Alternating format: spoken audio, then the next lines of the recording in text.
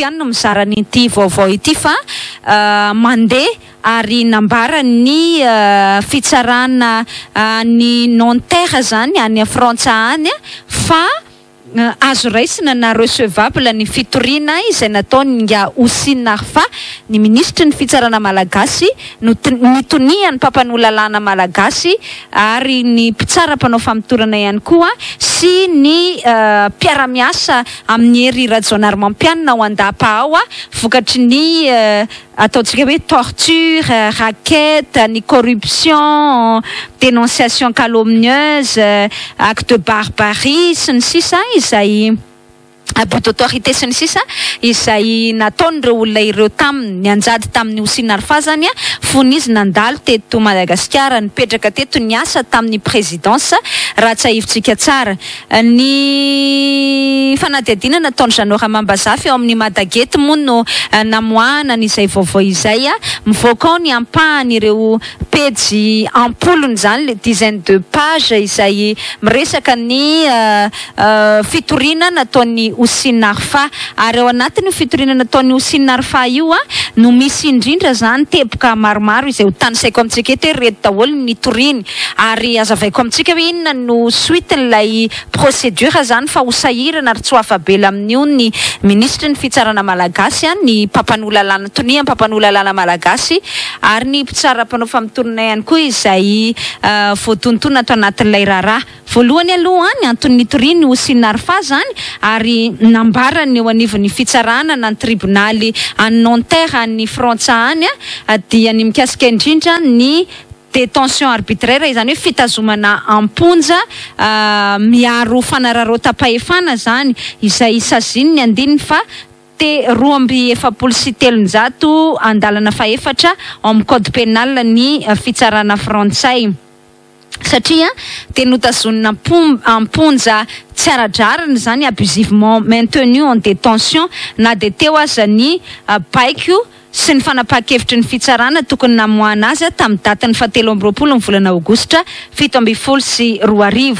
io teboka anankiray détention arbitraire io moa ny fitoriana dia contre x izany hoe fitoriana olo tsy fantatra zany na olona io na ny tompony andraikitra na ny mpiray tsokombakomba ihany koa izay ho farita ny fanadihadiana ka nitazona tamin'ny fomba tsy ara-dalàna ny Houcine Arfa tany amponja. Teboka faharoa ny toriny dia le hoe abus d'autorité par une personne exerçant une fonction publique zany hoe fanararotana fahefana zany natao taminy avy amina olona izay manana andraikitra ao anatin'ny fitantanana raha-mpanjakana io fitoriana io indray izay saziny ny andininy fa 2.700 andalana voalohany sy 2.700 andalana faharoa amin'ny lalàna ataontsika hoe ina moa zany dikan'izany hoe code pénal lalàna fehezan-dalàna famaizana zay ngambany fehezan-dalàna famaizana frantsay dia ny voalaza hoe misy manœuvre sy fanodikodinana ny fitsipiky ny procédure zany hoe mipaipaikiady zany mba ahafahana mitazona azy tsy ara-dalàna ny amponja ny tonony manokana ireo olona toriny dia Odette Balsam Razafimelisoa no anisany ao zany amatonia ny mpampanolalana azy ary ny mpitsara mpanao famitorana ihany koa ny teboka fahatelo ny toriny dia ny acte de torture et de barbarie izany hoe ny fampiasana herisetra taminy sy abibina mihitsy aza nandritra ny tazomana azy teny amin'ny fonjany tsy hafa io indray dia voasaziny eloka zany voasaziny fehezan-dalàna famaizana frantsay code pénal français article 222 alinéa voalohany plainte contre x ihany koa moa io zany hoe fitoriana olo tsy fantatra ihany koa na olona tompony andraikitra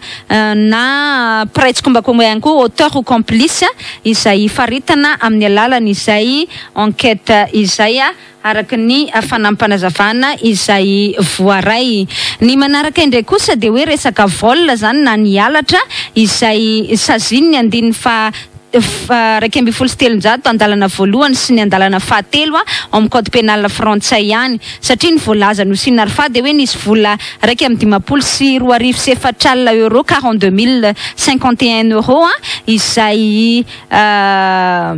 nalaina tany an-tranony ary tsy hita hoe nakaizana ndritra ny perquisition na ny fisavana izay natao tany an-tranony. Io fitoriana ihany koa de plainte contre X araky ny voalazany zany auteur complice zany hoe na ny tompony andraikitra na ny prêtre kombakomba. Ny farany tsy hoe farany fa ny anisan'ny fitoriana manaraka de ny dénonciation calomnieuse izany hoe fitorotoroana nefa tsy ara-dalàna akory voalazany andiny fa 920 andalana 10 amin'ny code pénal frantsay. Ny toriny kosa indray dia Vonjy Randria Maromanana, Michel Randria Maromanana, Mariette Ravaonindrina izay nitory azy tamin'ny fasivy volana May 2024 hoe nefa mahafantatra tsara fa lainga manana caractère mensonger zany ireo ny ampangana azy tamin'izany fotoana izany. Dia mbola notoizany ihany koa ny resaka hoe corruption passive par un magistrat izay nitoriny ihany koa ndray zany ny Alexandrine Elisa Rasolo, ministre ny fitsarana, Odette Balsam, Razafy Melosoa izay tonian'ny mpampanola lalàna amin'ny tribunal Antananarivo izay nitoriny ihany koa na ireo prêtre kombakomba mivantana na akolaka zany izay faritany fanadiadiana araky ny nambarany. Zany hoe mivoalazany eo anatin'ny taratasy fitoriany de hoe victime na ny ara-pahavoazana tamin'izay fitakiana vola na corruption nataona mpitsara izay zany izy tena no Houcine Arfa sy ny vadiny ihany koa. Zay no nitoriny zany ny Alexandrine Rasolo izy io le nilazainy hoe 70 000 euros ny volana alainy reto taminy miampy ny 30 000 euros na lazainy fa nomeny ny procureur de la République. Ary ny farany moa de ny hoe mitory ihany koa zany ny Houcine Arfa ny voalazany hoe fait de dissimulation de salaire izany hoe tsy fantatra mazava zany zay tena mikasika ny karamany nisy ny relation de travail na ny fifandraisana arakasa nataony zany niaraka tamin'ny fiadidinan'ny Repoblika Malagasy kanefa tsy fantatra zay tena fandehany. Mbola ny tanisainy indray moa eo anatin'ny andindalàna ny code du travail frantsay zany hoe reo ny antony nanaovany zany fitoriana izany. De nitoriany indray amin'ity resaka hoe fanafenana karama ity dia Hervé Marius Rabé Anitriniony, conseiller spécial du président chargé du recrutement, de l'emploi et de la rémunération de monsieur Houcine Arfa. Eo ihany koa Willy Rakotomalala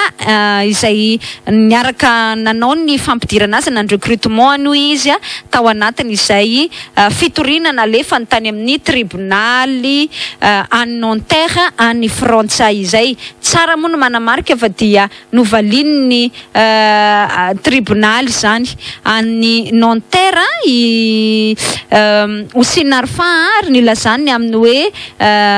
recevable zany na azo raisina izay fitoriana nataony izay ka efa nandeha ny procédure zany ny sokatra ny papiakady isan-karazany dingana samihafa ao anatin'ny raha-pitsarana. De tamin'ny zoma 9 volana marsa 2024 tamin'ny 2 ora sy sasany no nenona zany izy nanao ny déposition no enona mampitory azy ao anatiny ity raharaha ity. De mazava ho azy zany fa itony raharaha tsy maintsy ho antanina sa metrapantanina ao anatin'ny raharaha avokoa zany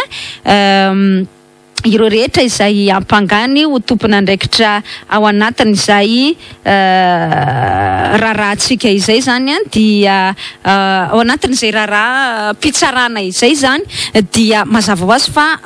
hovaliana zany izay ataontsika hoe hovalian'ny famitorana zany izay ataontsika traiza daholo ny mahatompona andraikitra nireo olona rehetra notoriny Houcine Arfa tao anatin'ny raharaha mikasika indrindra ity tranga ity.